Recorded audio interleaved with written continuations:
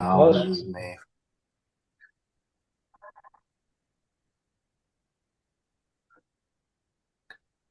Good morning, Venerable Sayadaw, Siaji, Siali, and dear Dhamma friend. Today we are having a first session of International Buddhist Forum. It is my great honor to introduce our panelists from around the world. First, Venerable Pandita from Uganda Buddhist Center, and Venerable Ratha Sara from Scholar Institute, Myanmar, Venerable Visuddha from Tawaku Education Center, Myanmar, Dr. Miming Lai from Kwanda Buddhist USA, and myself from Dhammadipur, USA. So today we will focus discussion on modern Buddhist trend. And before we get started, let me announce a little bit about housekeeping. So please mute your microphone when you're not speaking and turn off camera if when possible. And use the chat and Q&A feature. If you see in check in your Zoom setting, there should be some Q&A session also. You can use either chat or Q&A feature for question and comment. So you may raise your actual hand or virtual hand before speaking, and be respectful and mindful for other people because we will be having a lot of personal discussion. And avoid distraction and multitasking, and speak clearly and briefly when it is your turn, and then make it short to the point. So with that, we're going to start our panel discussion, and then our panelists briefly introduce a little bit about yourself before we get started.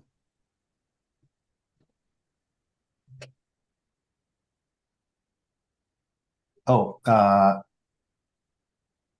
let's start by We build yes. comment So first. yeah, a little bit about our agenda for today. First, we pay homage to the Buddha by reciting the Modasa 3 times. And then we have two housekeeping announcement and introduction to the panelists. And we'll have our main discussion, question and answer, and conclusion, and reciting Buddha Saranan, Sila and 32 3 times. So let us start by reciting Buddha Namo Tassa 3 times together. Namo tassa bhagavato arahato samma sambuddhassa. Namo tassa bhagavato arahato samma sambuddhassa. Namo tassa bhagavato arahato samma sambuddhassa.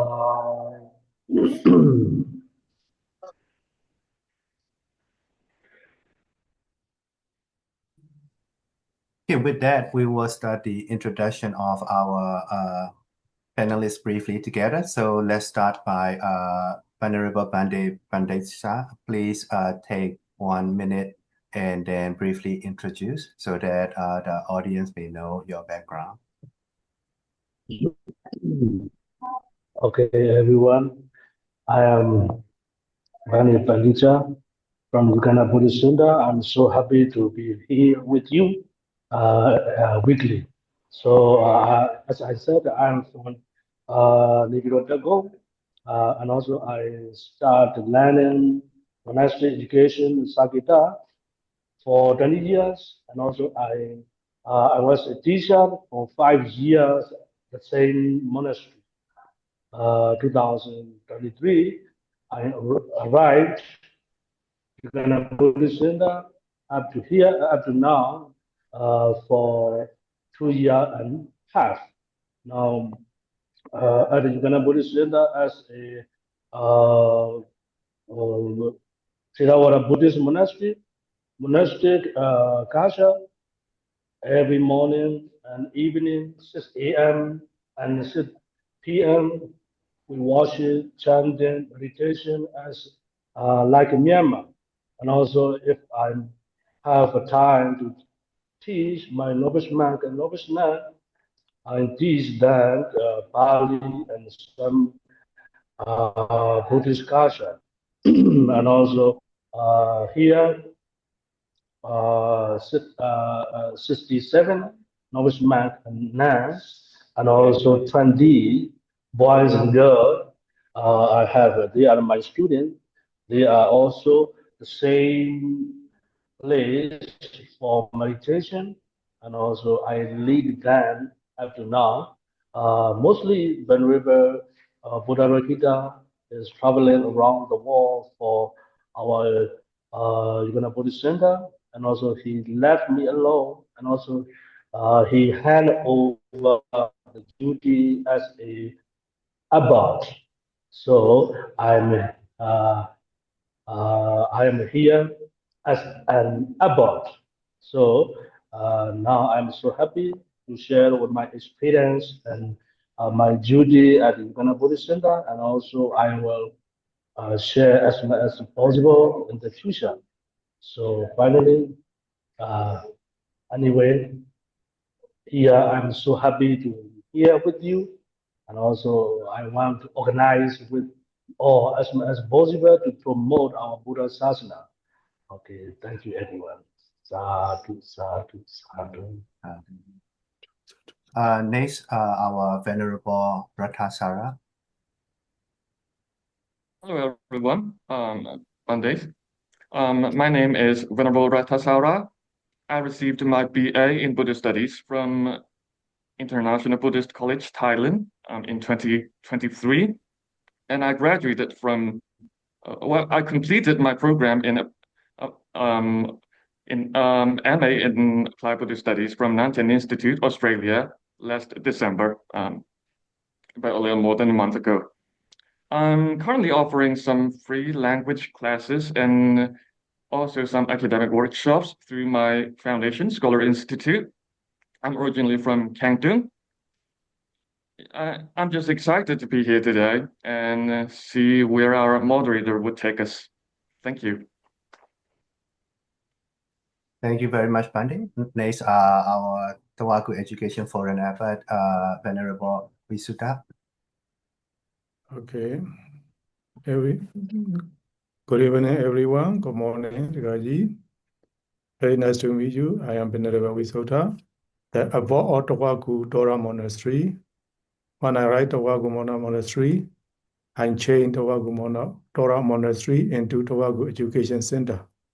So in my center, I'm running education center for young boy at Dhamma school. I opened Dhamma school. About 200 points can every Sunday study Tawagu Dhamma school. Besides that, I had a Dhammasriya student monk about 10. So I teach Dhammasriya lecture too. Besides that, I am teaching the Buddhist University, IBEC, University of IBEC, Dhammatara Bhadantara College. I take part as a lecturer there. You all know there's Tawagu Education Forum, online forum. I created last year, 1 year already. So I had the chance to meet the Dhamma friend over the world, like now Venerable Ratasara, Venerable Vanessa, and Gaji Wamo, Gaji Umimenai, and Siamaji, and Venerable Yasa, and so on. Now, I'm very happy to get the contact with the scholar, very pious devotee. We were keep in touch to promote Buddhism. At this, I'm very pleasure to meet all of you, and I really hope our program, like International Buddhist Forum program. Thank you, Venerable Seattle. Next, we will get a brief introduction by Dr. Miming Lam from Quantum Buddhist USA. Join and support our program to sorry, promote Pandey. our You Buddhism. Thank you. You got it now? Thank you so much. Thank you, Pandey. Sorry, you have a little bit of connection issue there. I didn't realize that you stay speaking. So now it's Now okay. finish. Okay, finish. Yeah. Thank you, Venerable Seattle. Next, we'll have a brief introduction by Dr. Miming Lai from Quantum Buddhist USA. Selamat Seattle. So Siali, Siaji, and Dharma friends. I am originally from Tengajon, Rangoon, and I came to United States in 2000. I studied public health in UC Berkeley. Then I studied Master of Business Administration in UCLA, and I practiced internal medicine and hospice and palliative care in the United States. And I teach mainly teenagers, children in a Buddhist center in California for about 15 years. And I formed Quantum Buddhist USA in 2018. And today we host Dharma talk mostly in Burmese every day. Mm. And sometimes 2 Seattles in a day. So since 2018, we host different Dharma talks by different Dharma teachers, mostly the monks, mostly in Burmese, but I teach the teenagers, children, all in English. And I also give some mindfulness meditation at different hospitals that I practice and in the community and in prison system in California. And I'm very glad to get invited to this group where we share about Buddhism and how we can promote Buddhism in this part of the world. Thank you. Thank you very much. Last not at least, I'll be introducing myself. My name is Almo. I am founder of Dhamma Depot and Dana Depot, and I have been born and raised in Yangon. And then I've been in United States for quite a long time. And I have been following with a bunch of Seattle as a kapia, and then I have a lot of nonprofit here. And currently I am teaching at the Harvard University and mindfulness and other meditation related topic, and also hosting a lot of Dhamma event every night in the Dhamma Depot, and then donation drive through the Dana Depot. And also I teach online through the Mingla Online Academy.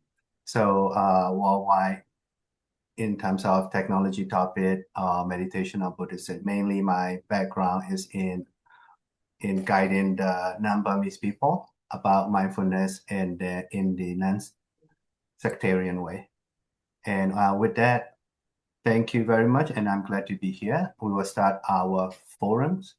So today we're going to have a topic of modern Buddhist trend. So what we're going to see is that each person will talk about a little bit of how the Buddhism is going through in their respective country or location based on the experience. And then we'll see what are the challenges that we have, how people are practicing Buddhism these days, and also not only the Burmese, also the other nationality in your location and area. And then we're going to go from there and see how topic evolve. So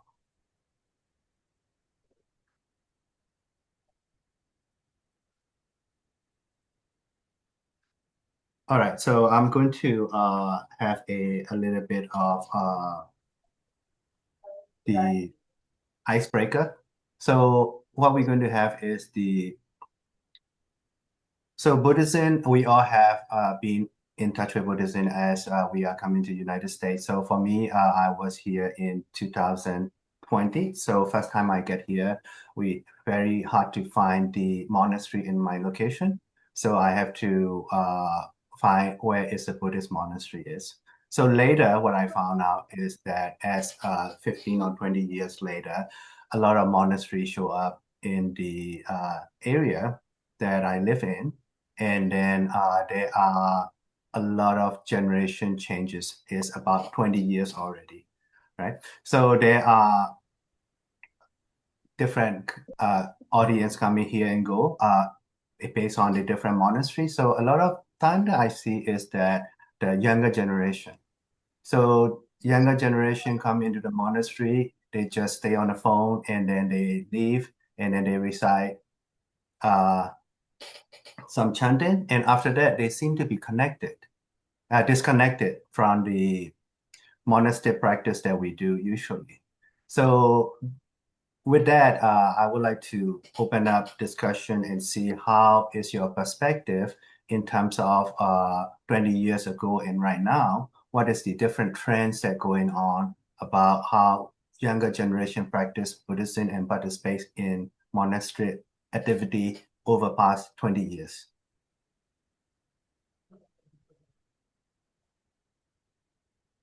We should start. Okay. I will start. 20 years ago, right now, actually, my community, I usually stay in the rural area. The my community is a villager. Can you hear me? Yes, we can hear you. Yes, we hear about it. Okay. So as for villager, for deaf people, old people, not so different. They are very pious. Traditionally, they practice, especially dana.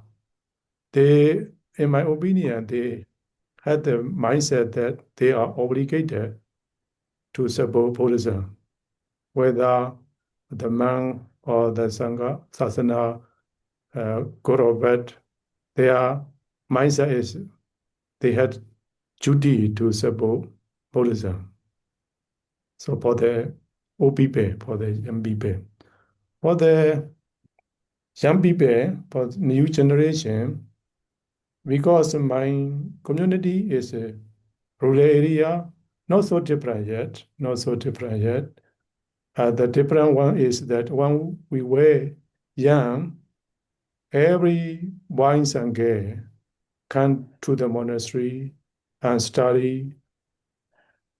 But later, they go to the government school. They don't have the chance to come a monastery to study the Buddha Dhamma. Then we open the summer course for Buddhism. For that course, in my village, almost every parent sent their children to that course. They support and they make their children study. So as for villager, I stay satisfied with our people, especially in my native town and Troji. But right now in Pyongyang, when I get here, I open the Dhamma school. What I found is that the, how to say, like a ordinary people or like a farmer family, they very eager to support, to send their children to the Dhamma school.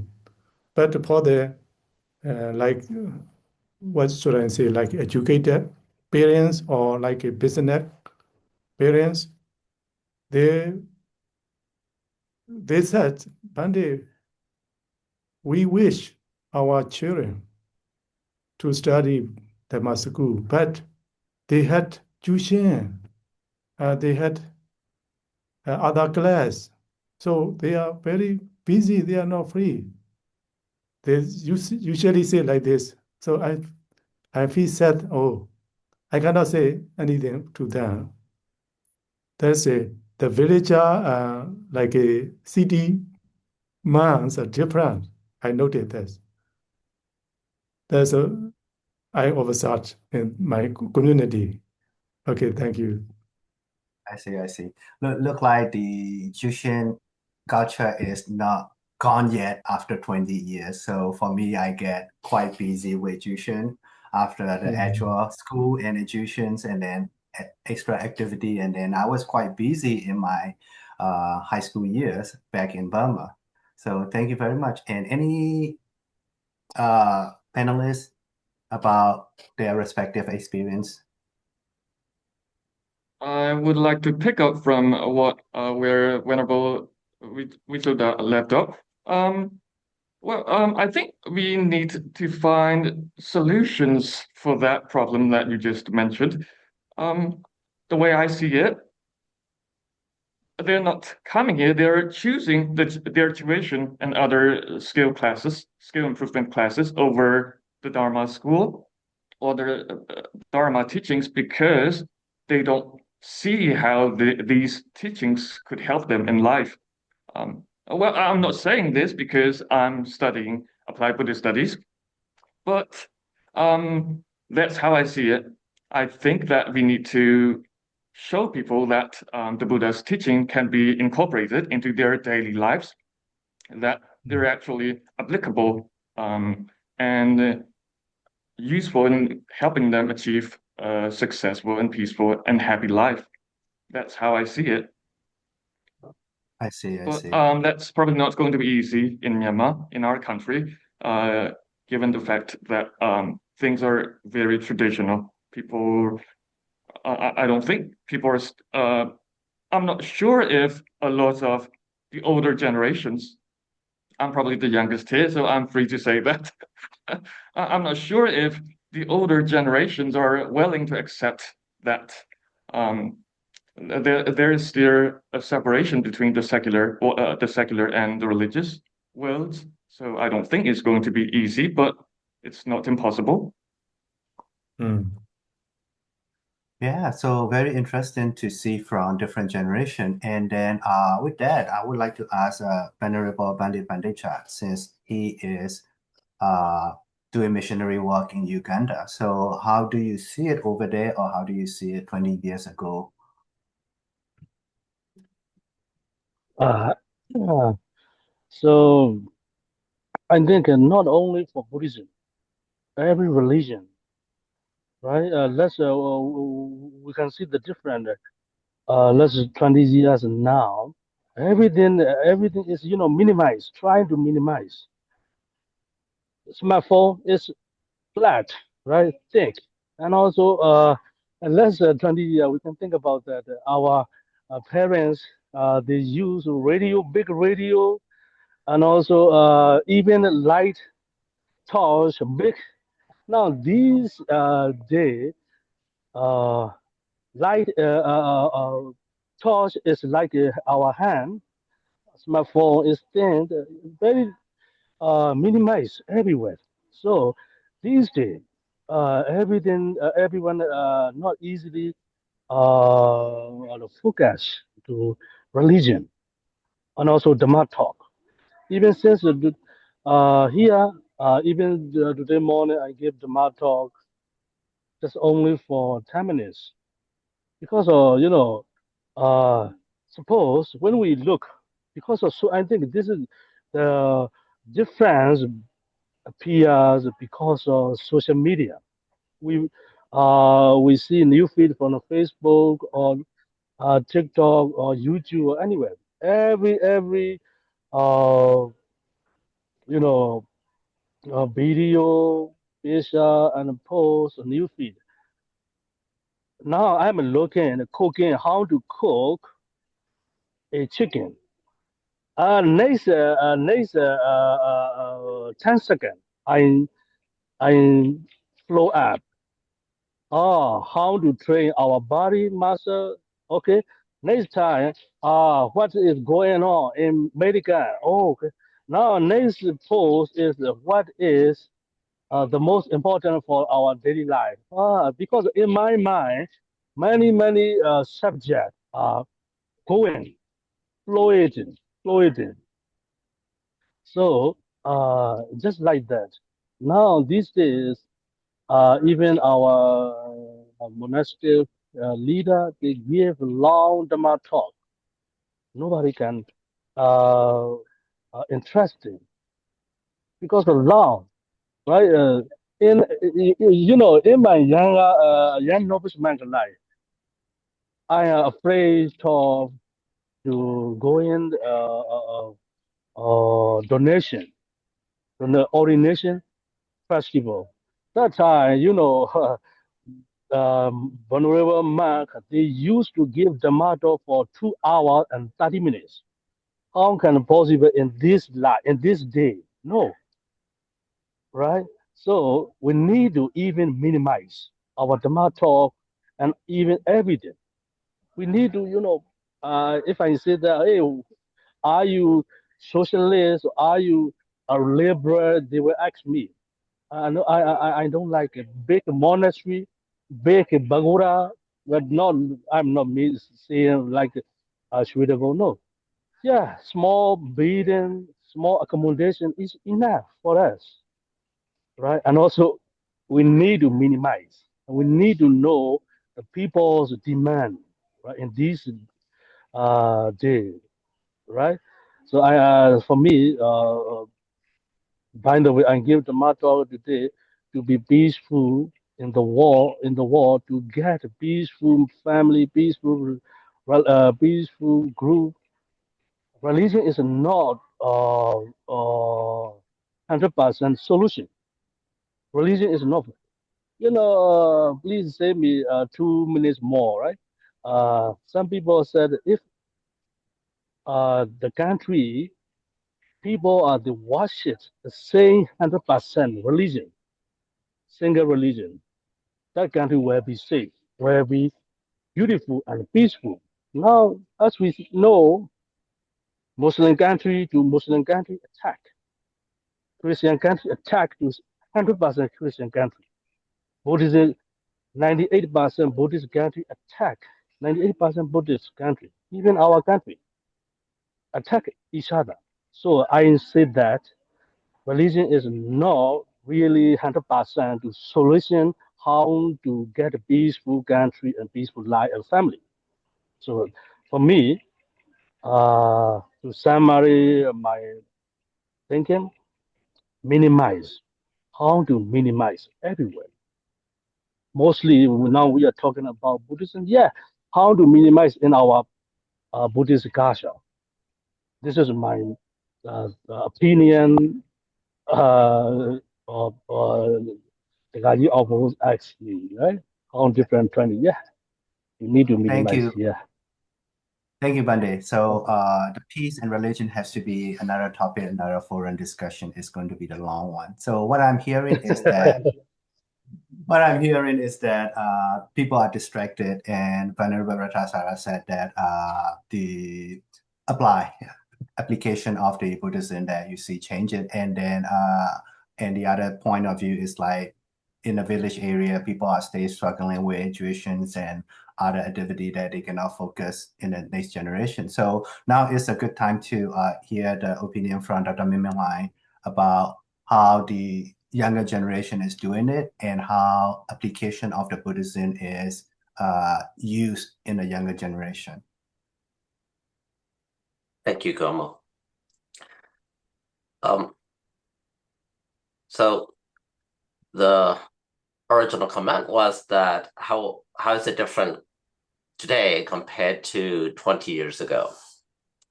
Yeah. So let me start with how Buddhism was when I was young back home, and how Buddhism today in Burma and here in the United States.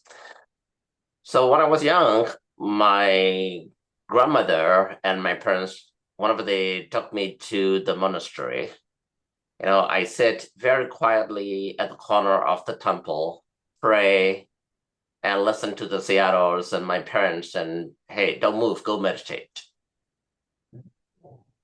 So my time, it was fine. Okay, I go to the monastery. My job is to be very quiet, very respectful to the sayadaws and sayalis and sayajis, and there are a bunch of other meditators. And I'm not allowed to play. I'm not allowed to, run around and stuff. But that was normal. Every kid accepted that at that time. But things are very different today. Kids do not like that today. Kids, they want to hang out. They want to talk what they want and what they like. So they are looking at the monastery or the temple or the Dharma teaching place as a place to hang out with other kids of their age. Now, there is a conflict between what the sayadaws and the parents expect out of their kids versus what the kids expect out of that class. So a lot of kids, they're wanting connection. They're wanting to play games or to meet and chit chat with other kids. That's their main focus, to be happy. They're not going to the monastery or the temple or the Dhamma class because they are really interested in learning Buddhism, not because they want to practice meditation. But from the parent standpoint or the Sayadaws and Sayajis and Sayalins standpoint, oh, the kids need to learn about Buddhism, the kids need to meditate, the kids need to behave this and that. So there is a tug of war between these two groups. Now, guess what happened? The kids always win. So what happened usually is that when they're young, they will come just because they can't say no to their parents. But once they become a teenager, once they get to high school, or once they finish high school and they get to college, they don't come anymore because now they're driving themselves, or they have a lot of excuses. Oh, I have this tuition, like Seattle was saying. Oh, I have that tuition, I have school homework, I have this activity, that activity. Now, that's the reason why a lot of temples today, you will see mostly younger kids, not the teenagers, right? So you see two extremes. You see younger kids and the older people. The middle class, not middle class, I'm sorry, middle age, the teenagers or the college students, you don't see them as much anymore. Now, what I noticed and what I found through experience teaching them here is we Burmese Buddhist or Theravada Buddhist, whenever we teach, it usually is one-way teaching, which is normal for my age, that I go to the temple, I go to a Dhamma talk, the preacher, the teacher, the Sayadaws will be preaching for hours, like Sayadaw Benedict said, is sometimes 2 hours, sometimes 3 hours. No problem, not a big deal. But today's generation, their attention span is only 15 minutes. And they like interaction. They like to get involved. They want to talk. So if they have to sit there for at least 1 hour listening to a Dhamma teacher, giving this lecture and that lecture, very soon their mind is, they're grabbing their phone or they're drifting away. So I think through the experience, today when I teach my class, what I normally do is I structure my lecture so that I talk not more than 50% of my time. The other 50% is their time. They have to say what they think. So rather than one way our traditional teaching, it will become a discussion.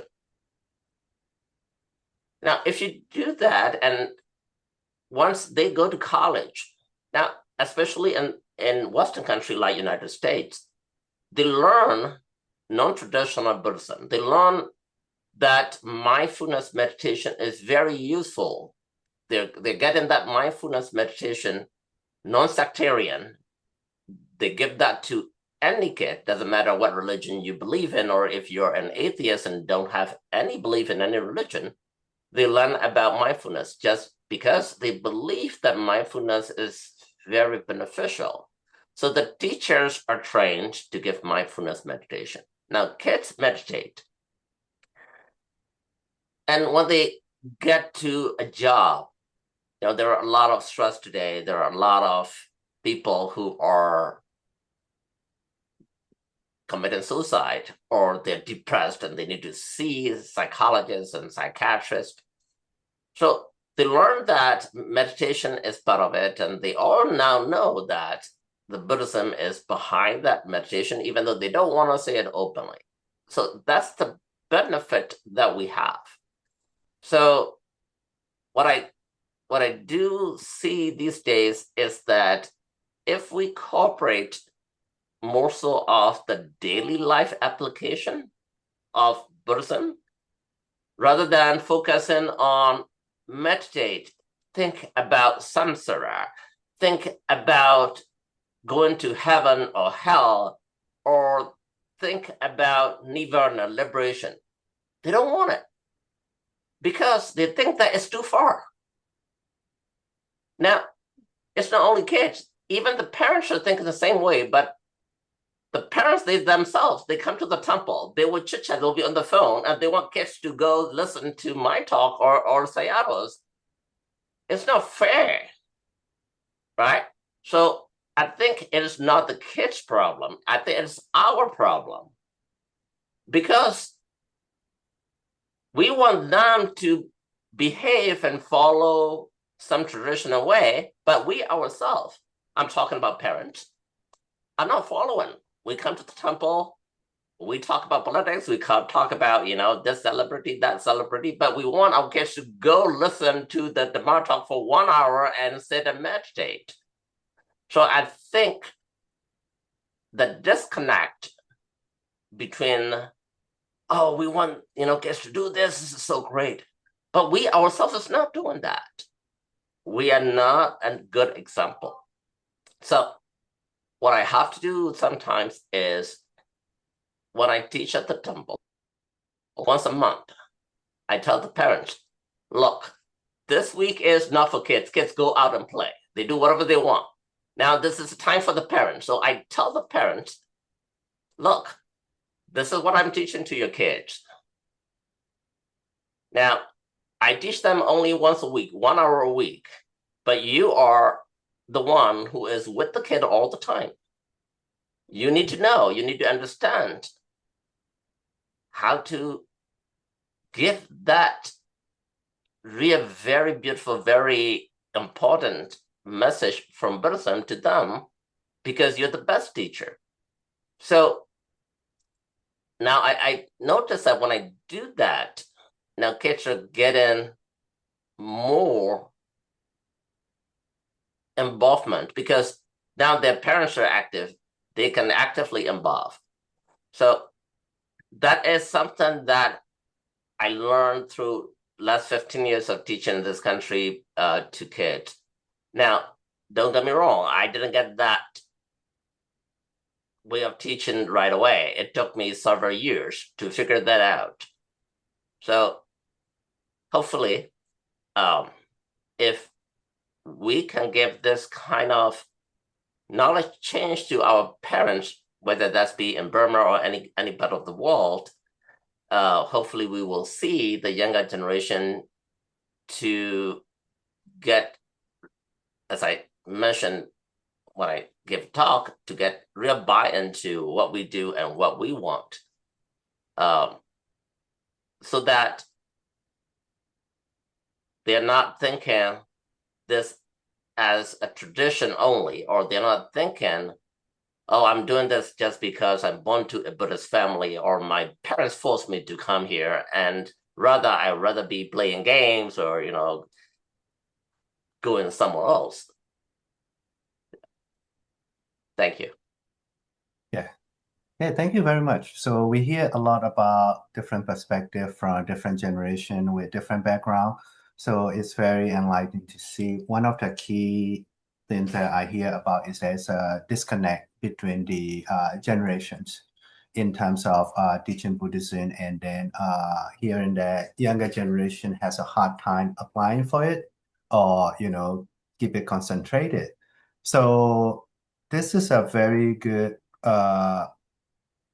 discussion that this is where we go in, is that how do we teach younger generations to be more understanding to the Buddha teaching. There's no doubt that Buddha teaching is very good, but the thing is that how do we apply for it? And then also not just Burmese people these days, how does the foreigner apply to it? Because most of all of us has been in different country and then get in touch with different culture and different religions and stuff. So how other people, non-Burmese background practicing Buddhism, and then how do we see how they learn about Buddhism between how we learn about Buddhism. So this is going to be our next topic, bridging into that.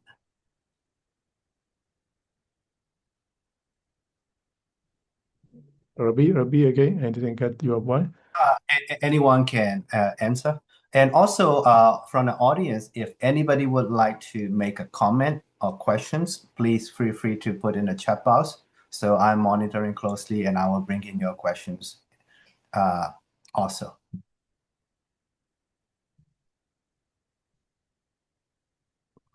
So you repeat your So today, we're bridging into the previous topic. What we're going to do is to how do we teach to the younger generations? How, because we see a lot of issue with a lot of generations and then a lot of perspective on why the new younger generation is hard to grasp the Buddhism. So see that what is the right approach? How do you feel? What would be the best approach right now? Okay, let me share my idea, not my idea, my plan, near future. After Water Festival, New Year, I'm going to open new course, like for youth environment program. I will invite the high school student who has for exam, matriculation exam, grade 12. And they had the 1 year free time if they don't do anything. And while they waiting for result, I will invite them. I will offer rose and bowl. I will make them novitiation ceremony for 5 weeks. So I will arrange to teach them language, English,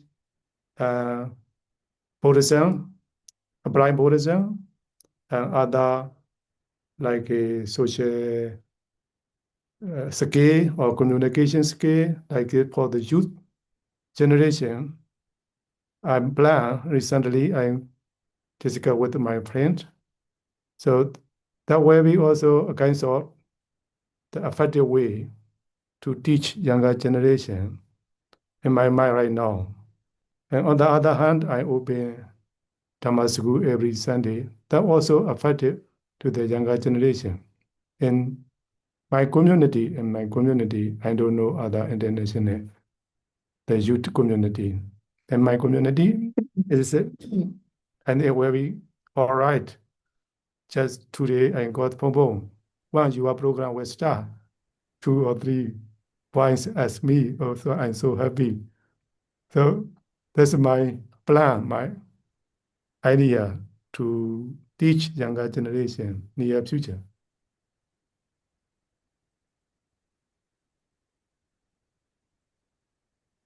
Thank you, Pandey. Anybody would like to add on or comment from the panelists? Okay. Yeah, Seattle, go ahead, Oh, please. awesome. Okay, I have a short opinion to connection with the Generation Z or these younger generation. For me, we Buddhist leader are about of any monastic leader, I think we need to make less our arrogance. Arrogance. You know, for me, I used to meet some monk getting easy angry. Finally, why even if they are talking or giving the talk, uh, uh, just like if you are raise your hand, that Grisha not allowed to do that. I think it is because of arrogance, I think, right? And then we have to give short talk, and we need to try how to participate with Generation Z or this younger generation, right? And when they are coming to our monastery, they are not allowed to. Yeah, they are playing gaming in the monastery. Hey, what are you doing here? It is not supposed to be here. You are not supposed to be here. Go away. This is my monastery. Even they are took fruit or flower, they abuse, right? And then that action make us too far from this generation, right? For me, I need to make less arrogant and proud. Yeah, this is my opinion. Thank you. Thank you, Pandey. Siam Lai is trying to say something. Yes, thank you, Seattle. So I would like to add a little bit more about what I think is the key difference between a traditional Buddhist country like Burma or Thailand compared to the Buddhism being practiced in this part of the world like United States. So the traditional country, not only that it is one-way teaching, but the traditional country like Burma focus a lot more on nirvana and liberation and vipassana. Now, I'll be very honest with you that throughout my whole life back in Burma, whenever I go to the monastery, what I heard was practice meditation, karma, heaven, hell, anicca, dukkha, anatta. Now, those are great concepts, but the generation today, they want instant gratification, meaning that, oh, next life is far away. I don't want that. Oh, yeah, I want that, but I need to handle what's happening today, the present moment. So the message that we're given, they don't value it because they don't think it is beneficial at the present moment. So a lot of time, even though Buddha taught us quite a lot, we Burmese Buddhists do not focus too much on sutras. We don't teach Zareta as much anymore to our younger generation. We're focusing mostly on Wareta. Oh, 5 precept, 5 precept, 5 precept. Now the problem is you can see 5 precepts in any religion. Doesn't matter whether you go to a Christian school or Muslim school or a Hindu school. 5 precepts is not only in Buddhism. So when we give only Wareta most of the time Wareta, and we're not talking about Zareta, I think that's the reason why a lot of our younger generation are not becoming what we want. Not only that it's bigger, I strongly believe that to our country today are poor. As you know, I get a lot of questions from my own students. oh, you always talk good about Buddhism, how peaceful Buddhism is. Of course, those kids are born in the United States. Look at your own country, Burma. Very poor. People are killing each other. Buddhists are killing their own people. No, they are right. Then I think, why? Why are they right? Now, the best country in all of the world for Theravada Buddhism. People talk about meditation day in and day out, and there is, preachings and on the television, radios, and a lot of monastery monks, but they're killing each other. Burma is becoming one of the poorest countries. Why? Now, it's not my question. It's a question I get from my own students. So you can say, well, you know what? My country, Burma, is just materially poor. Spiritually, we're so rich. Well, I could say that 20 years ago, but not today. Today, we are spiritually very poor also. People are very ferocious. People just think about money, how to get money out of other person. So we can't say today that Burma is spiritually rich anymore either. I'm very sad. Now, why is that? Why country like United States or Australia, why those countries you feel more peaceful? They're Christians country, right? They're not related to Buddhism at all. But they practice it. They focus on Zarita, not Warita that we focus on, right? So what I want to propose to Seattle's and all the teachers, I'm sure there are a lot of teachers in this forum. Yes, we are very privileged to be born in Burma and be proud about meditation and vipassana and all these anicca, dukkha, anatta kind of thing. But don't be too quick in giving kids or younger generation going directly to vipassana and talk about anicca, dukkha, anatta. Rather, I would suggest that we focus on a lot of sutras. Buddha has preached thousands and thousands of sutras, focusing on Sarita. So that, I think, will make a difference. Because when I was young, kids are required at school, at the government school, we are required to pray before the class starts, right? We learn about a lot of Sarita stuff in different classes. But today, there's no such thing. We are not allowed to pray in school anymore.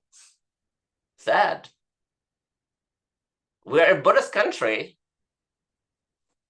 and we're not allowed to pray at school. Now, United States, they talk about, oh, United States is very liberal. You can believe in anything. That's not true. At the school, they pray. Right? The national anthem has God in it. But we Burmese are scared. Oh, no. Don't talk about that in public school. Public school has to be for all the religions. What are we scared about? Even a country like United States, they talk about Christianity. They talk about God all the time. The national anthem has God in it.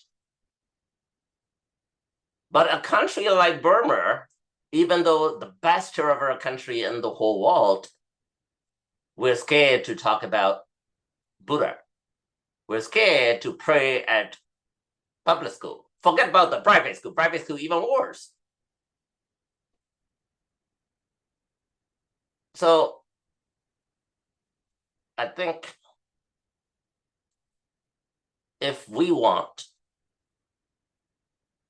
to expand our Trivera Buddhism, we really need to accept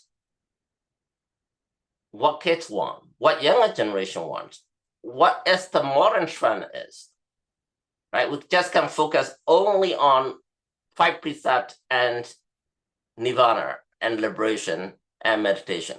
We really need to give them, hey, how can you make Buddhist practices beneficial right now at this moment? Not next life, not next year. So, thank you.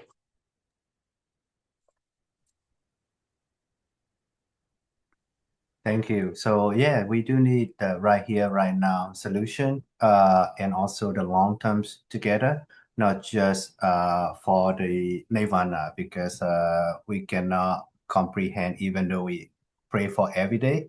So if I look into myself, then I don't know I really want it right now. I'm ready for it or not. But every time we pray and we practice, we always say nirvana, nirvana. But we have to solve the a little bit of short-term situation before we can think about nirvana. And then Buddha said we have to fulfill parami. So maybe fulfilling parami meanwhile might be something to think about. So Venerable Pratasara. I don't really have much to say. Let's go back to the topic. How do we help younger generations learn about the Buddha's teachings? All right. I think you have to be a little more specific when you say that. Do you want to teach them about the Buddhist concepts? Or do you want to just show them ways to reap the worldly benefits from the Tipitaka? I think most of our speakers here have focused on the worldly, the applied part of Buddhism, but what parents would actually want when they send their kids or adults, children to school is for them to learn about the concepts, maybe, so that they can develop a sense of morality. They can develop a moral law for themselves, how to live according to the Buddha's teaching, according to Buddhism. And that's not going to be an easy process, but maybe if we do it slowly, if we don't go straight to nirvana, I think that's achievable.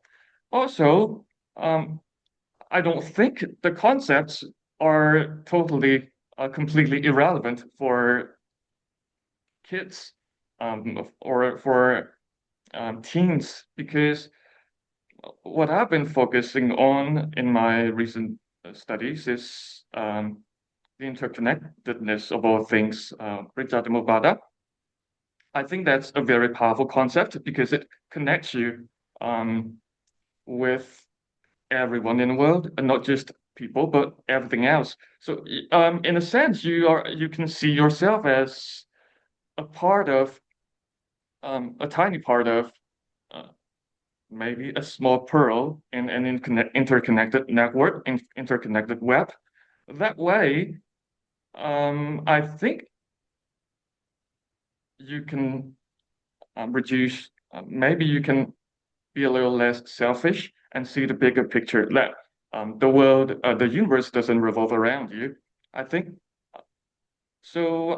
What I'm trying to say is the point is the concepts are equally important, just as the worldly applications, such as mindfulness practices, are.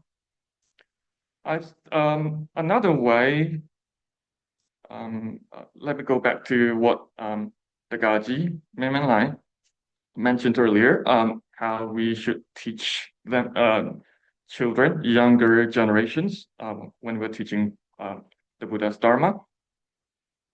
The problem here with not one way, but student-centered teaching, lecture plus discussion. The problem, I'm currently teaching some classes here in Myanmar, and the biggest problem here is that people are trying to teach in English, and the students are not exactly proficient in that language. So when you teach for half an hour in a 3 hour session, when you teach 1 hour and try to urge students to encourage students to engage in academic discussions for the rest for the remaining um, time, for the remaining hours, they can't exactly do that. Maybe if it's in Burmese, they might be a little bit more interested in the subject and because they can participate a lot more. But if the discussions are being conducted in English, then I don't see how that can succeed. I don't see how that can work in Myanmar or even in Thailand if the students are not um, if the students don't have the language to jump in and join in on the discussions. That would be a very silent, a very quiet class. Maybe if we want to help even younger children, very young children, if we want to teach them, apart from Dharma schools, maybe we can start, I mean, as Myanmar, as a Buddhist country, we already have lots of meditation centers. So maybe we can start developing programs that would be appropriate for younger practitioners, for children, maybe shorter meditation time and shorter Dharma teaching sessions. I also think that religious life and social life, they're not mutually exclusive. And that gives that made me that got me thinking maybe we can also incorporate some activities in the program that could help them build their community and I don't know, be a little more happy when they come to the meditation center or the monasteries. Yeah, that's what I have to share. Thank you. Thank you, Venerable. Anybody has anything to add on with regarding this topic?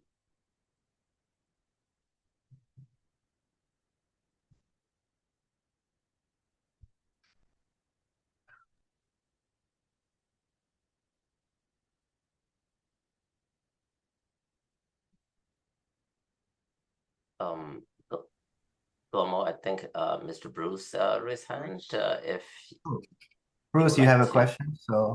So very good. Now is I think we could lean into Q&A time since we already a little bit past over an hour.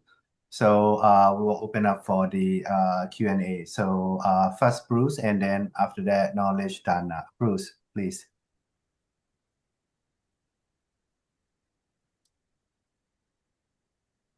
Bruce, you can speak now. We cannot hear you yet. We still can't hear you. Okay. We cannot hear you. Let me change my volume. I'll come back later. I'll put something in chat. Bruce, we can barely hear you. Oh, Hello?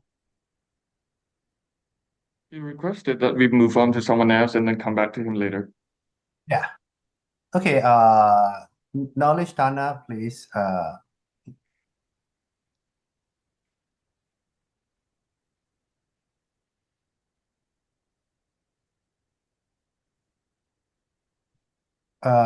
Knowledge Dana,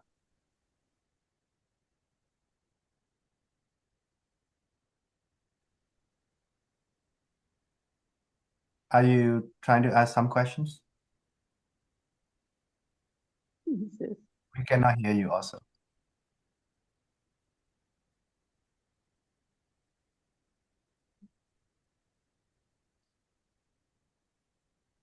All right, we'll come back to. Oh, okay, we can hear you now. Hello? There we Hello. go. Yeah, we can hear you now. Yes. All right. Okay. I couldn't unmute myself, so all right. Anyway, is it all right now? Yeah, it's all right now. Yeah. Unable. Okay, Sia Amo. Thank you, all panelists and everyone. You all made very interesting, valid points. What I like to add here is you've been talking a lot about learners, kids and teenage and adults and all these learners. But what I want is that coming from teaching background, sometimes we got to make a lot of train the trainer as well. So when you are talking about learner need this, learner need that, the trainer itself, it could be a lay person, a learned person like you, Xia Almo and Xia Mimi Lai, or it could be any Xia Ji, Xia Lei, and Pompo. But what I found out so far, even some of these Pompo do not have the right tools when you talk about interaction and, how to attract the learners' attention and making some discourse and dialogues. So I think it's really good that you all have an international forum. I think you started talking about developing younger generation Pong Pong as well when they are going out for further studies overseas, not simply coming back with their degrees and diplomas, not for decoration itself. They should be able to develop themselves that critical thinking and approaching people and, all these kind of creativity stuff. I think we should also pay attention to the teacher, the preacher side as well. It's not just long and short discourse. I think the approach and methods also should be really interesting because now we have these leading Pong Pong Oxford and Pamoka Josiado Piaji who could make us see Dhamma as everyday part of the life, which is excellent. Thank you, Sia. That's I like to add on a little bit. Thank you. Yeah, thank you very much. One more, I think Peter raised hand. I think teacher Bruce, he go first. Yeah, you go first.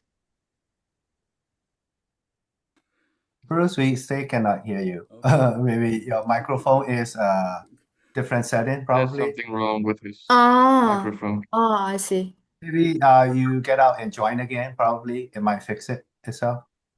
Yeah. Okay. So this is not a question, this is just my opinion. I have a Christian friend. When we go to travel, it is on Sunday, so she find the church and she go to the church. Even when she go to travel, I think the Buddhism lots of most of the younger people is not interested in like our Buddhism because I think it's not suit for the like younger people. In like when she go to the church, I told her, oh, in my religion, we go to the monastery is mostly is the older people. I told her like that. And I think this is very realistic for them because if they go to the church, they can talk, they can go on the stage and they can talk what they learn from the like Bible, and also they can send and they can make a lot of friends there. So I think this is very interesting for them.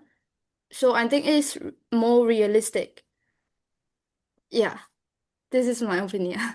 Yeah, So thank if you. we can do for Buddhism like that, maybe our Buddhism is also famous and well known in young people. Yeah, thank you.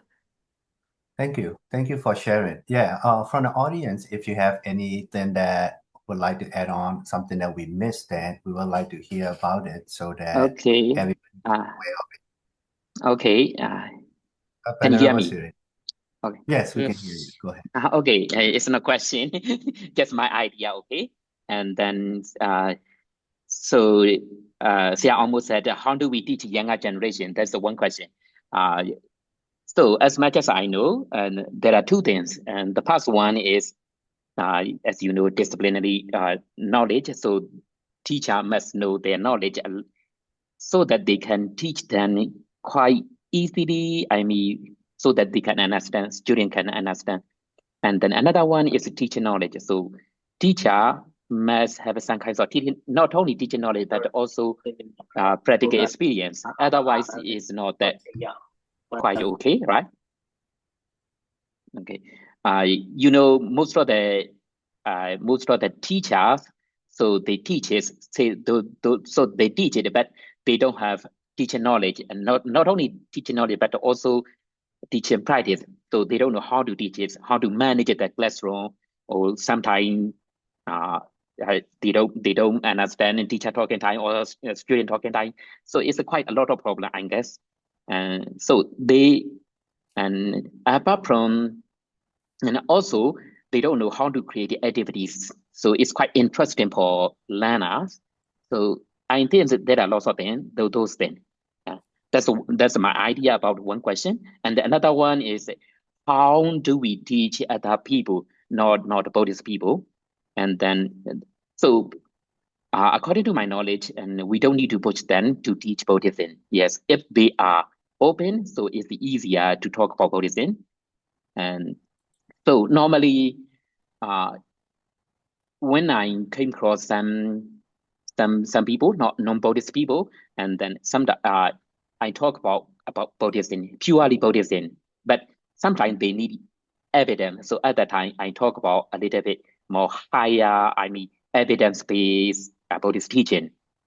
But normally, I don't need to talk about them because they are asking just Buddhism, pure Buddhism. Okay, how do your Theravada tradition teach Buddhism? How do they believe something like that? They ask me question. Then later, sometime it's easier apart from quite, I mean, $50 question. Apart from $50 question, we need to talk about, okay, practical question, how to live in daily life, how to apply Mangala Sutta or Metta Suttas in our daily life. So it's quite easier for them. So they can understand, oh, it is so. Okay. And then one of the very important essential skill is teachers' open-mindedness. So open-mindedness, if they are open to other religion, other ethnicity, or everything, is quite easier. Otherwise, if you are purely focused on Buddhism, and they must be the only religion or something like that, so it's quite very difficult to them. And so for this purpose, teacher or knowledge sharer must have kinds of general knowledge, not only the specialized Buddhist knowledge. And another one is just our identity. I mean, for example, when someone see you and then listen to you, or they must recognize this kind of person. Even the online presence is quite important for other people. So if we show ourselves a little bit not appropriate in Buddhist tradition, so it's not that good. So I mean, the last one is our ID. Is even in digital ID is also important. So and then we need to teach them if they are open that way. That's all. Okay. Thank you. Yeah, thank you, Venerable, for your comment. Bruce. Okay, third time. Can you hear me? Yeah, if you Yeah, could a yeah, little bit closer, then cross now. I can hear you. Okay, so A this little bit is, closer to the microphone. in a way, this is kind of radical though to me, but I think some people, especially people that just are new to Buddhism, they're turned off when they hear about the like the Four Noble Truths or the Tilakkhana. It's like there's suffering and everything is transient without a permanent self and subject to suffering.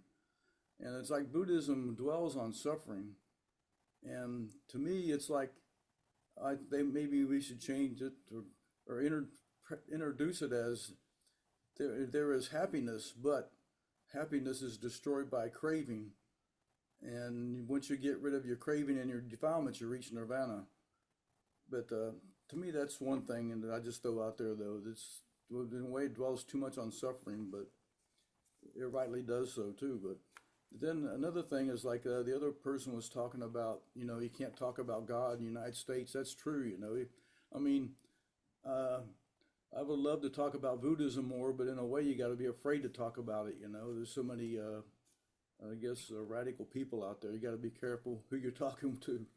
But maybe if we present Buddhism as a philosophy instead of a religion, that might open the door to that and concentrate like on the Eightfold Four Noble Truth and the Eightfold Paths, specifically moral morality, concentration, and wisdom. That might help help them get their foot into the door anyway. That's about all I've got to say, though. Yeah, thank you very much, Bruce. Yes, I do agree that we should reframe Buddhism a little bit differently than philosophy than a religion. It's a very good point.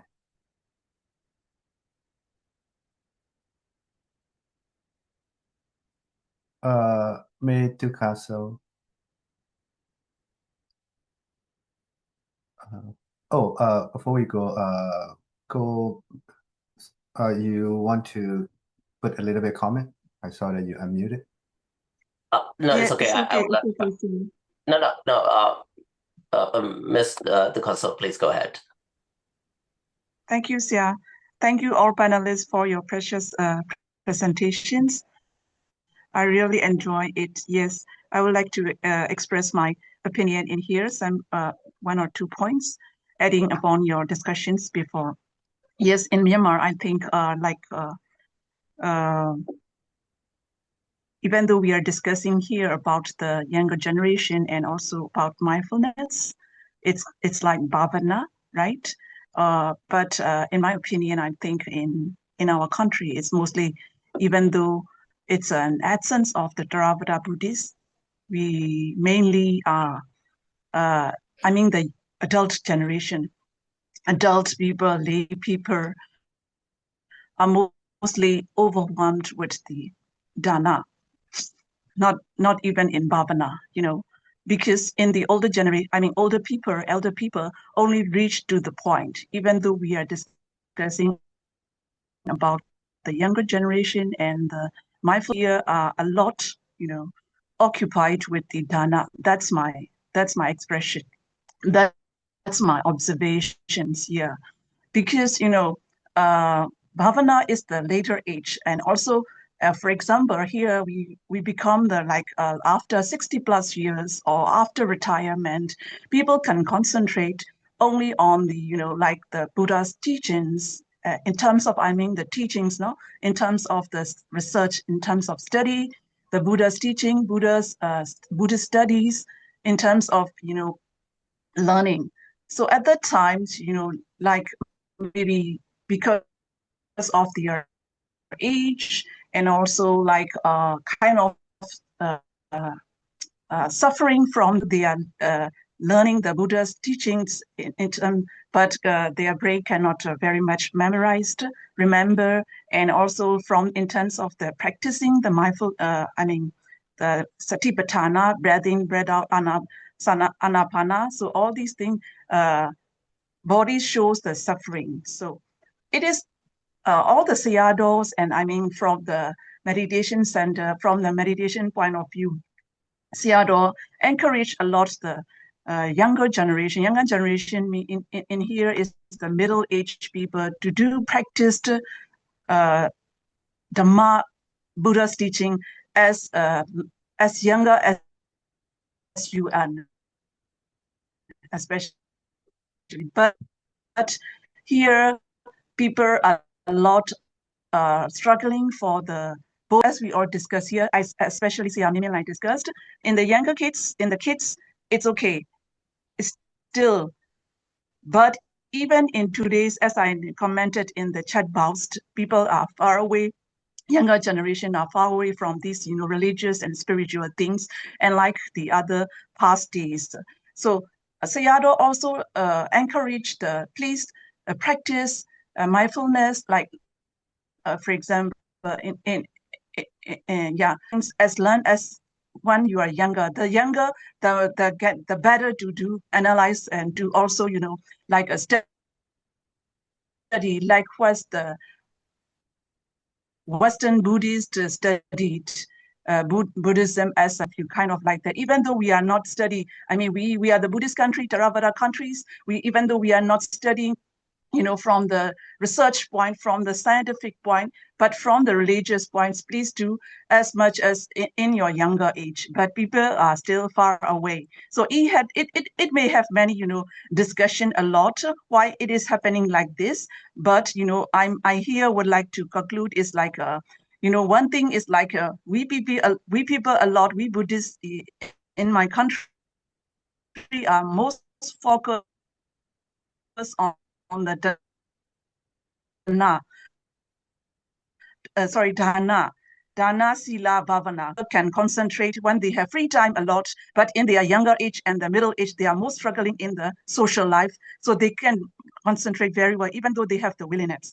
So Buddhist studies from the, in our country is mainly for the monastic community, like nuns and like monks, but for the lay people, very, very few are accepted, but it has more pros and cons, but we cannot discuss here alone because it might be a long discussion. So yes, I would like to conclude here like that.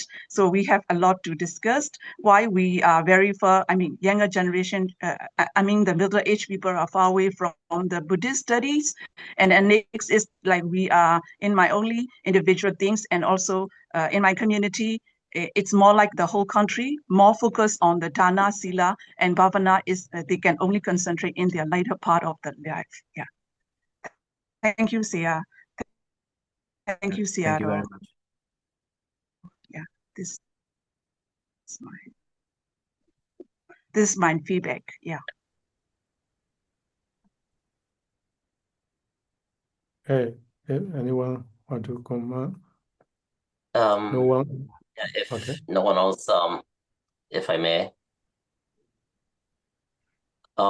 So as a panelist, I will put in a little bit more of my take, and I'll try to answer the audience comment. And first of all, I'm very glad and happy that the audience is actually engaged and involved. So a few things that I would like to add in or point out or acknowledge is, so for example, Seattle Ratapala mentioned about like Patisasmupa. So mainly about Buddhism, understanding Patisasmupa or 12 links of dependent origination is very, very important in our daily life. Now, the only problem is that when we teach our kids, we present in a way so technical that it's not that attractive for the kids. So let me, if I may, let me share a little slide. So, for example, if we teach Patisatmupa to our kids, we normally will use like the Mogul Sierra Piaggi circle, right? Nobody is interested. The kids just say, what is that? Even adults don't understand because they have to go to meditation center and learn about that big circle by Mogul Sierra Piaggi. But now, this is a saying from Mahayana Buddhism. So one, you show this to kids will be like, what is this? Oh, that's cool. Oh, that's animals or hells. Well, that's interesting.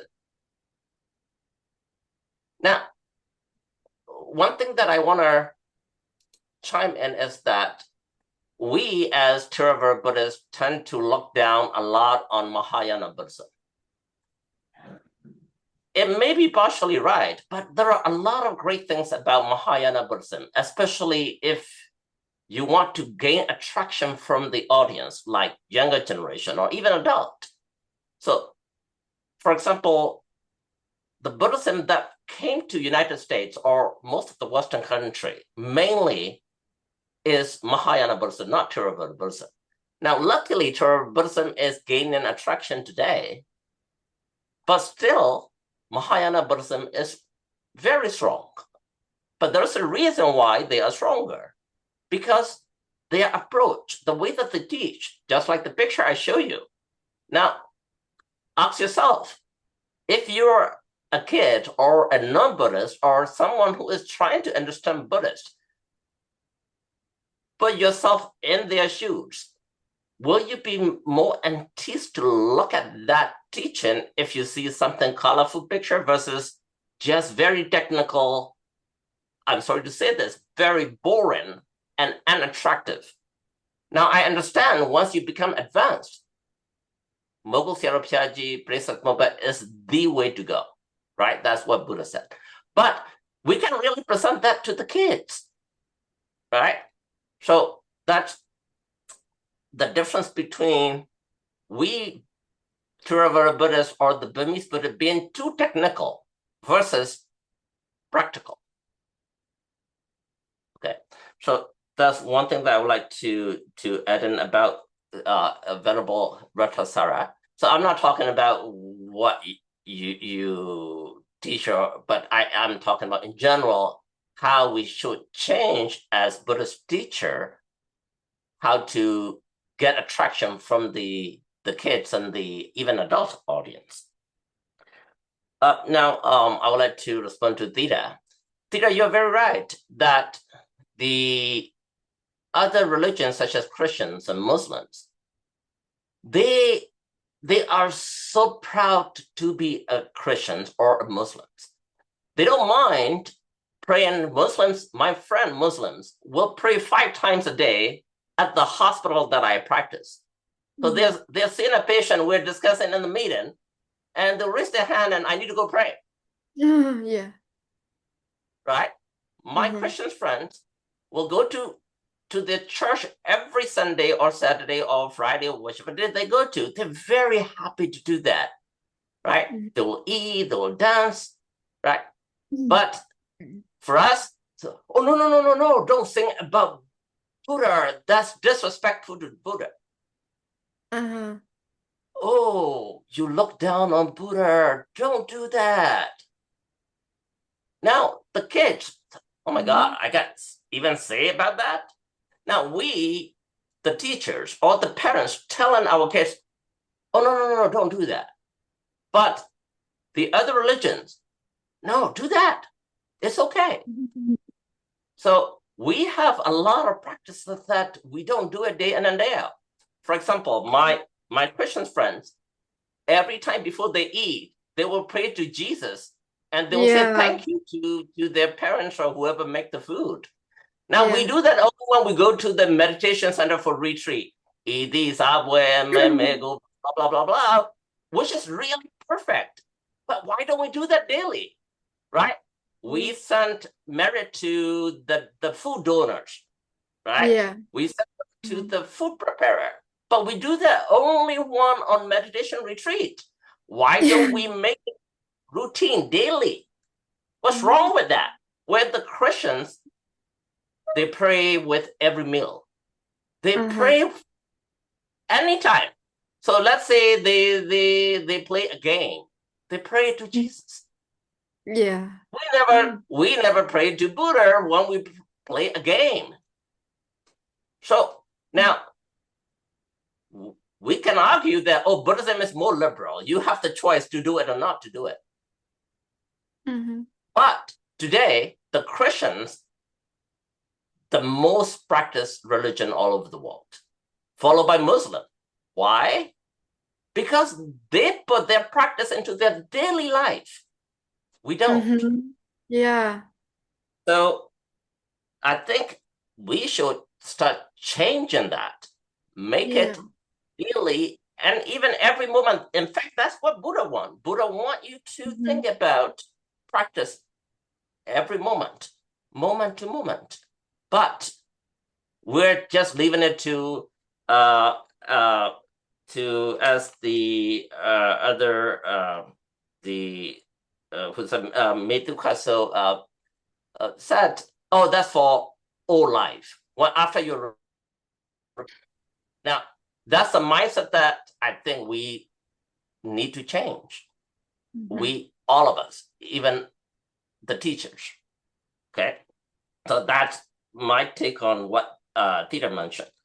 And concerning what Bruce mentioned, there's one thing that I want to change is when we interpret dukkha to suffering, I think that's a problem. I will recommend, a lot of people may not agree with me, please do not interpret dukkha to suffering.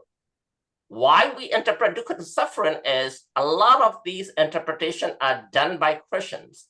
So if you remember, the person who wrote very first Burmese dictionary is a Christian. They know nothing about Buddhism. So they interpret anicca, dukkha, anatta the way that they understood. So dukkha is not suffering. Now, when you interpret and teach kids in English, suffering, because our human mind, sanya, the thing always say, oh, that's bad. Now, dukkha, when I teach my kids, I never say suffering. Because if I say suffering, kids will run away. Oh, I don't want suffering. I don't like that. Right? Instead, I usually use the word non-satisfaction.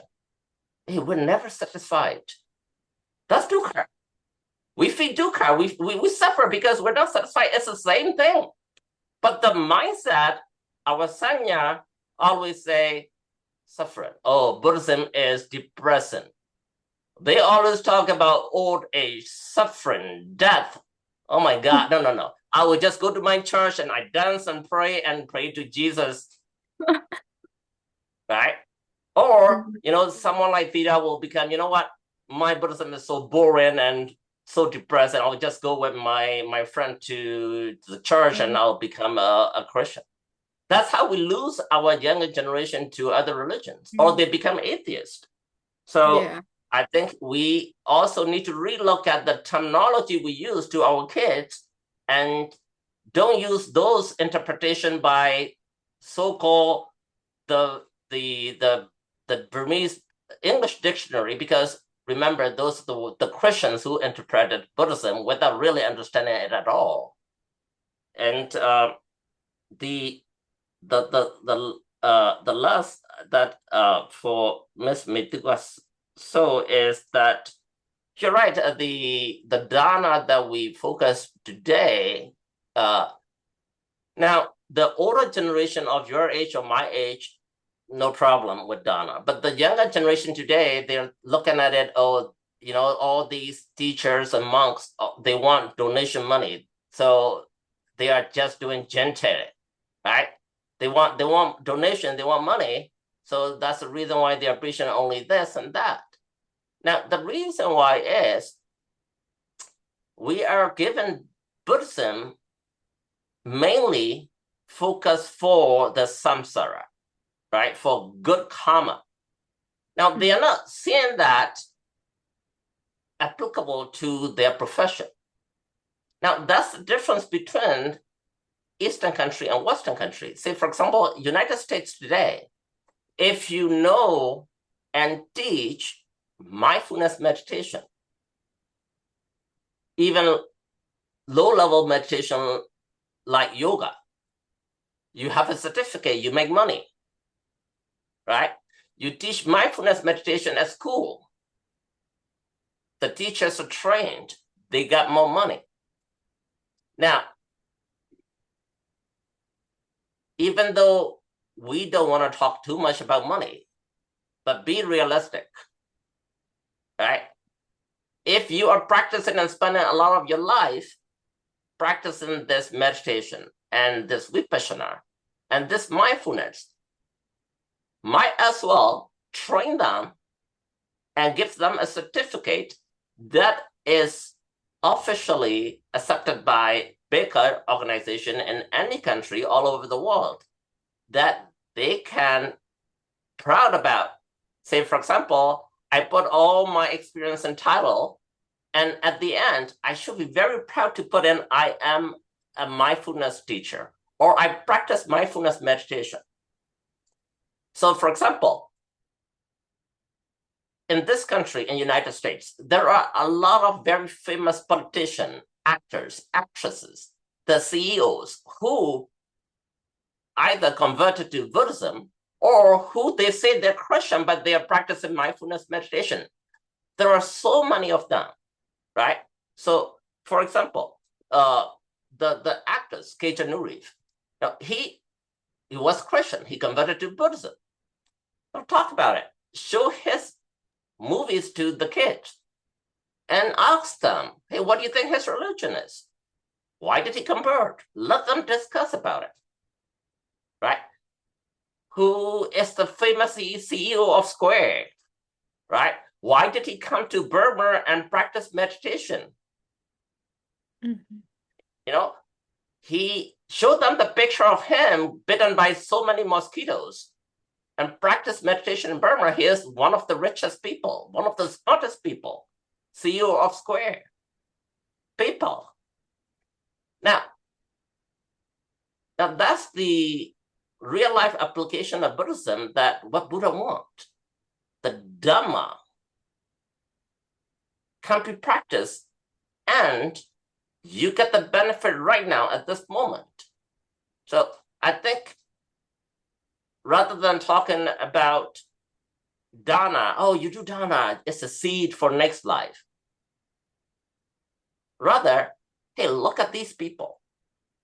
They were not Buddhists before, but they converted to Buddhism, or they are not Buddhists, but they are practicing mindfulness meditation. There are so many politicians, very famous politicians, before or currently in Senate, in government, actors, CEOs. Show them, show the kids, tell them. Because the kids today, they envy people who are famous. They envy people who are rich. Mm-hmm. Now, that's the only way, well, I shouldn't say only way, that's one of the effective way that we can encourage our younger generation or so-called just traditional Buddhists to believe in and to open their eyes how the Western world is changing. And Western world is following spiritualism and Buddhism, whereas we Asian and Burmese are going the other way. So the pendulum is swinging the opposite. Thank you.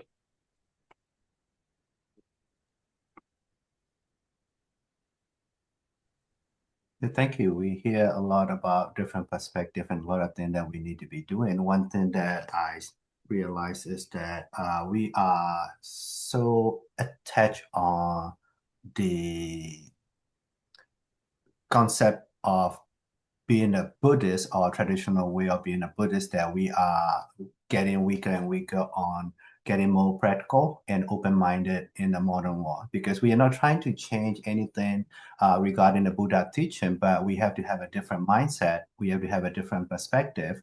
We have to have a different angles of viewing the Buddha teaching, because 2,500 years ago and today is quite different. Even 20 years ago that we discussed is totally different today's now. So we need to really realize that how do we reframe it so that it will be applicable to the newer generation, and also today was we are dealing with different stuff. 30 years ago, 40 years ago, we don't have cell phone. Now we can get on Zoom and then talk about anything that we like across the world in person. So if we don't keep up with our teaching styles and learning style with whatever technology and whatever environment that we have today, then we will be way far off from dealing with the reality. So it's my suggestion for everybody to be open-minded, learn about new way of teaching style and learning style, and also learn to upgrade yourself so that you will be fully equipped to answer the modern Buddhist trends and then questions and then how to apply practically because like a lot of people discuss, we are a little bit get on the theoretical and then end goal too much that we forget about the near goal. So we have to find about, how to live happily because if you're not happy, then you will look for happiness somewhere, which is probably you all know that we lose a lot of younger generation to different religions. So the thing is that not just to frame it as a like say I mean like said suffering is like you will never be satisfied. So how do we satisfy? Because it is very relevant for today's world that nobody is satisfied with what they have right now. So a solution to that is the Buddha teaching. I would usually say Buddha teaching instead of Buddhism because Buddha teaching is more relevant for everybody than Buddhism itself. So with that, if no other comment, then I would like to officially conclude and we can have an official chat after that. Ciara? Yes. Wait. Shall we take about 10 minutes? I have one question for all Sure. panelists because I want to go back to Tira's command because teenagers, they're happy to go to church because they can play the music, they can have the fun and the church. So I'm thinking about our monastery, the traditional monastery. Should we change or should we create our monastery, the place where the teenager can get the fun? Suppose next week, there will be the novitiation ceremony in my temple. The owner of the ceremony, the Ludayaga, he come and ask me, Pong, somebody require me to put the entertainment. So I need your permission. What should I do? I'm thinking mostly the novitiation ceremony, we don't have in the monastery the novitiation ceremony in the village. When they do in their house, there's a bit entertainment like a sign wine and some. But next week, the novitiate ceremony will take place in my temple. So they will invite about 500 audience. They want to put entertainment. So should I allow for this entertainment?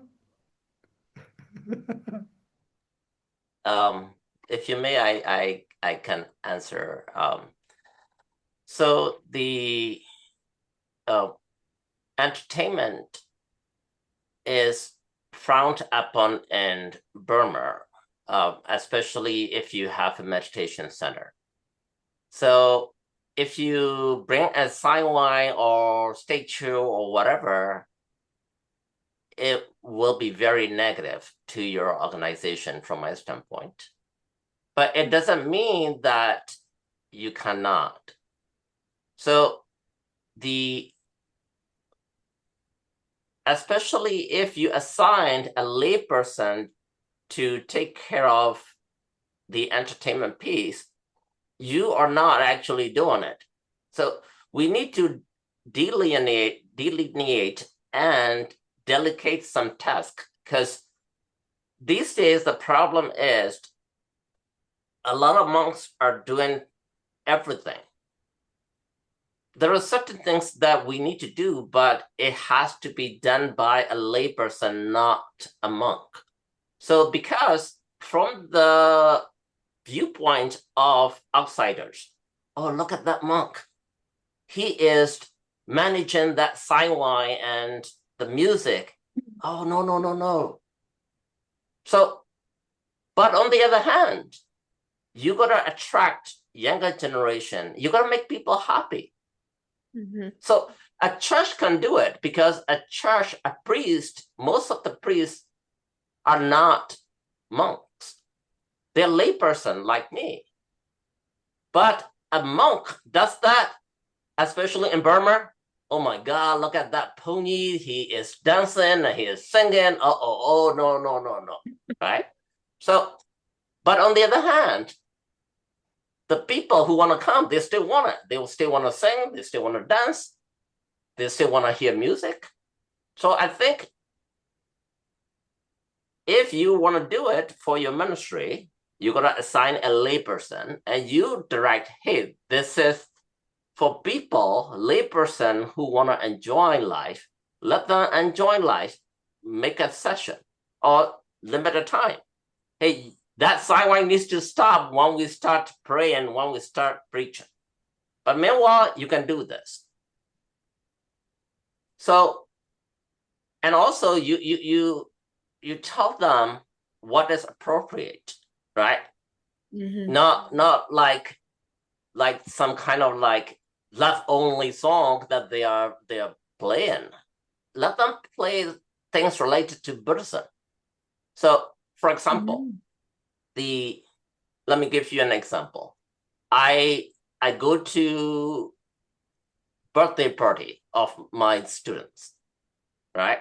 So a lot of time they will sing just English happy birthday song, happy birthday, blah, blah, blah. But I tell them, no. Whenever I come, you're a Buddhist. You sing only happy birthday Buddha song. So there is a very beautiful happy birthday Buddha song.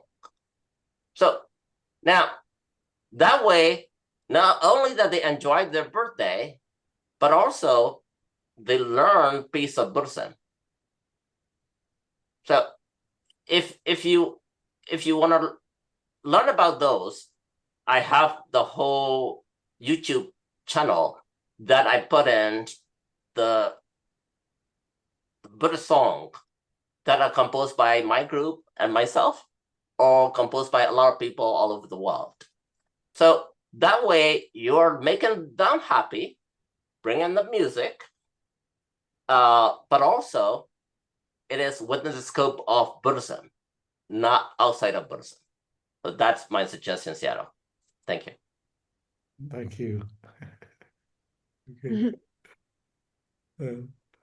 How about Nira? Your opinion? Oh, yeah. And then if you would like to attract it for the younger, you mm, like say recommend you can let the lay person manage this, but you have to be careful about when the music is coming, like if it is the monk and novice is dancing and singing, they will post on the like on Facebook or something, they on TikTok, then it will be like negative. Yeah. So need Okay. to be careful in the scope of Buddhism. Yeah, I think so. Okay. Thank you. Okay. Thank you. Another can raise hand. Oh. Someone raise hand. Oh, You can. yeah, I just want to ask some question to the Venerable Badanda Vanessa from the Uganda, Okay. because of I see on the Facebook is a very I see some nuns like novice library, they are studying some like Pali or high precepts or some like Hindu Israel is very good for our Buddhists. So, but Yes. we are going to like promote. So, I see it like young monks to train to get a lot of quality, to promote it at a foreign country. So I just asked to the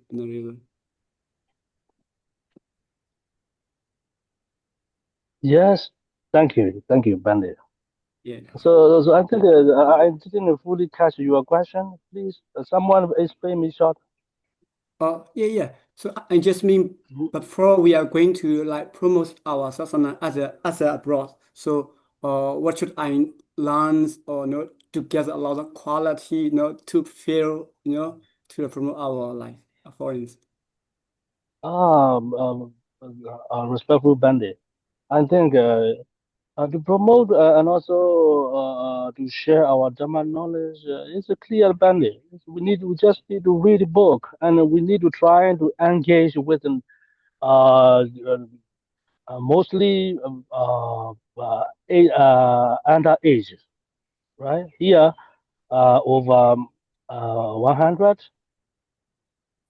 you know, mostly I did not feel myself, I am an aged person. I am not a leader, right? I always engage with them. So what do you want? What do you want to do? I always listen them, right? And also when I'm trying to engage with the teenagers, that time we know the future, already know. We and also we know the potential for Buddhism, right? And also we got a fresh idea from the teenager. That's why I am here so happy. They always try to engage with me, and also they always listen to me. I never use my how can I say it, I my rap. I never show my rap, right? If I am even I am not angry with I am angry, I keep my rap that need to try to explain how to do that. And also, I am not greedy in teaching. I believe step by step and also minimize. Today, do you know what? Can you believe me? I teach that at 24 page here, 4 days, 4 days. Today morning, 8 page Aramana page and also evening, another two sentences. Because they are not our Asian people, right? Because I know teenagers will, I know, right? So then let me suggest trying to engage or trying to participate with teenager. That time you will know or you will understand what teenagers need, and also as we said today.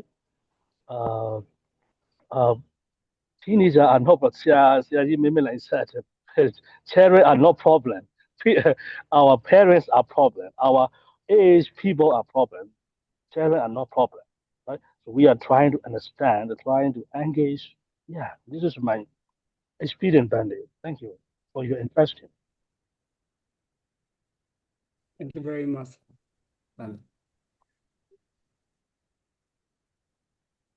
I want to hear my question from Venerable Veeratasara and Venerable Uomotu. Should we change? Should we create a new yourself? Okay. So if it's a one-time thing, I don't see how that would be a problem.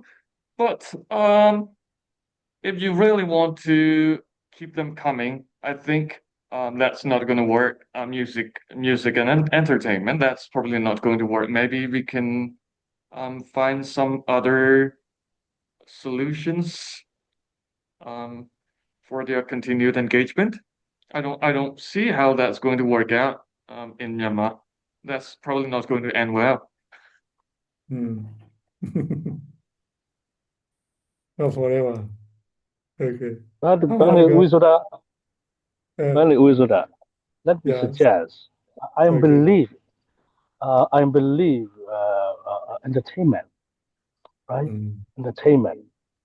Because even our vulnerable CROGs, they accept music and entertainment, but limitation. We need to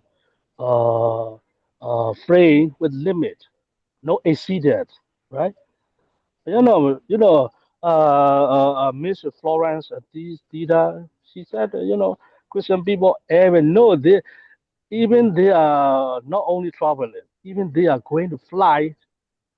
They organize three people and gospel song singing with singing song no any instrument they are singing gospel song, right? That's your ordination or novitiation party. Yes, you should allow to do dance, singing. No, it's no problem, no problem. But no accident, right? Limitation. Yeah. Okay. It is my thinking. I believe entertainment as much as possible. Okay. So I would like to add on that one. So everybody here who are not monks or nuns, right? So anybody has done entertainment outside for yourself. Did you watch movie? Did you listen to music? Yes, everybody did, right? Yet you are not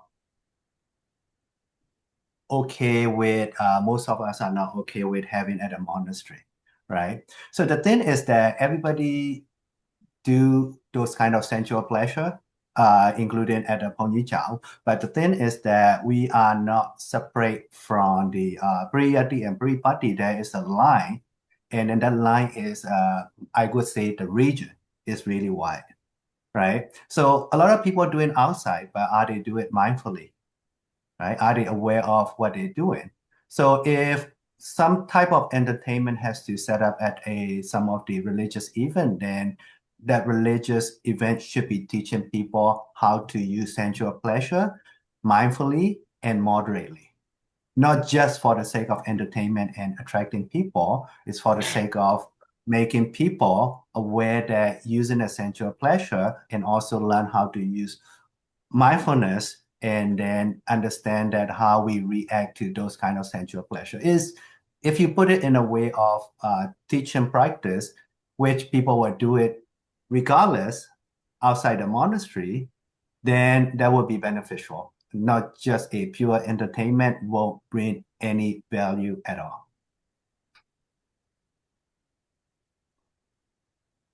Okay, the guy who may lie. Tambasiero. Oh. So I want to add one historical background and one thing that I do here in the United States. So the historical background about music is even during the time of Buddha, as far as I understand, I'm sure the Band-Aids and CIGs and CLA know way better than I do. So even during the time of Buddha, there are a lot of music being played. So the Dengha, the harp was played to Buddha. Now, what he played with the Jamin was about the gold that he loved. It's nothing about Buddhism. The Buddha was fine, right? He played about how he loves that beautiful gold, right? So now I'm not talking about playing like very hip hop song, like, you know, things like that at the monastery. It's horrible. Don't do that. But say, for example, like De Boma. De Boma, I love it so much. So it's all about, like Shinratapala said, De Boma is about Bodhisattva, about 12 links of dependent origination. Very beautifully written. And at one point, even Lady Fiaro Piaggi had to praise great Upo saying about De Boma, because De Boma is so well written, right? So if we teach about De Boma song to kids or even adults, it's, I think, totally legitimate and totally acceptable, because every single word in De Boma is about 12 links of dependent origination and even Anisha Dukkha Anatta. So, but of course, if we play that song at the monastery today, nobody wants to listen because they think that it is just an old song, but they don't really understand the meaning of it. So one hand, what we should do is we should encourage our actors and actresses and singers to compose songs like De Boma, but in a modern way, not like De Boma traditional way. A song that today's people will accept and really listen. Okay, but on the other hand, I will recommend done by a layperson like me or not a monk or a nun, because if a monk and nun do it, is no. But if a layperson do it, it's okay. But in Burma, I understand is very touchy subject. So, for example, recently a song was played at a nightclub, and that girl got hammered, right? So, but if that happened in the United States, no problem. From my standpoint, I like it better because Buddha said, you can recite about me or Buddhism or Dhamma anywhere, whether it is in the bathroom or shower or in the prayer room, doesn't matter. So what's the problem if she sing the song at the nightclub? From my standpoint, not a problem. But I understand from the monks and the nuns standpoint, that's a problem, right? So Yeah. The one thing that I think we need to do is we need to encourage our professional singers, professional movie maker, the actors and actresses to think about assimilating practice of Buddhism in their daily life songs today, just like Table Ma was very famous during the time of Lady Seattle Piaggi, right? Now, we all accept Lady Seattle Piaggi is one of the greatest, right? He himself accepted Table Ma so very well, and he had to actually tell great Upo saying, you know what? I was wrong. You are right. Table Ma is so great. So for me, because I practice and teach Buddhism in this country, unfortunately, what I do is all in English, not in Burmese. So, for example, during the time of Christmas, I carol sing together with my students in English, but all about Buddhism. I share that website in the chat. So let me quickly share what I have here. So these are most of these songs are composed by me or my group about Buddhism, but with the Christmas theme. So during the time of Christmas, a lot of our younger generation, they're happy, not because it's a Buddhist time, but because in Western country, a lot of people will sing and eat and vacation and stuff. So now the Buddhists are kind of like, okay, what do I do? This is a Christian's holiday, not Buddhist holiday. So I put the aroma of Buddhism on top of that Christian themes. So for example, this song, the only three things you need in life is all about Awara Badima. Okay, so that they can sing during the time of Christmas. In fact, I go out and do carol singing with these songs to the different houses and shops. So the Go No Koba, the 9 qualities of Buddha, 5 precept song. And this one is not composed by me. This one is by a professional singer. But it's very beautiful about 12 links of dependent origination, but with the Christmas theme. So something like that, I think we need to encourage our Burmese professional singers to compose and sing, which is culturally appropriate and also will be accepted by the younger generation today, that everybody will be openly sing, whether it is in the bathroom or shower or nightclub, doesn't matter.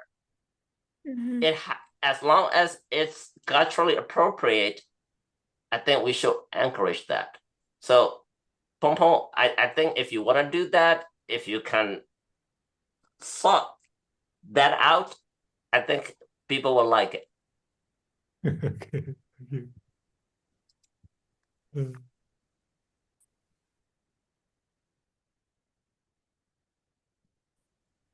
All right, thank you for all the comments. So looks like if I say that we about to end, then conversation getting better and better. So I should do it sooner next time. Okay, Pomo, shall I make one little suggestion to Pomo? I think there is no such one size fit all solution, Pomo. I think where you live, where you stay, you know your people, you know what you are doing, and also I think you shouldn't lose the balance and equilibrium, because church, they have this choir and all, since on the day one, it's completely a different culture. You just can't copy and paste. So Papa, use your judgment, hearing a lot of suggestions and advice. There's no one size fits solution. Different Thank you. situations, different people. So I will leave it with you, Papa. Okay. All right. Shall we officially close the panel and then we can continue talking later on? All right. So let us conclude our today discussion panel by reciting Bodhisattva Siddhan 62 three times. Bodhisattva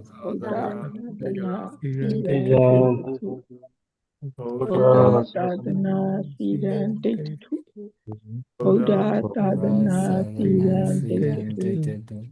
Sadhu, sadhu, sadhu. Thank you all, everyone, compose, and all the Siama, everyone. Thank you very much. Stay strong, safe. On next week, I invite you all, this venerable from, not sure he Tibet or India, that Vajira Lama. They will talk about Vajira Lama Buddhism. Don't miss the chant. Okay. Do you see my screen share? Yes, we can see it. Yeah, we can Okay. see.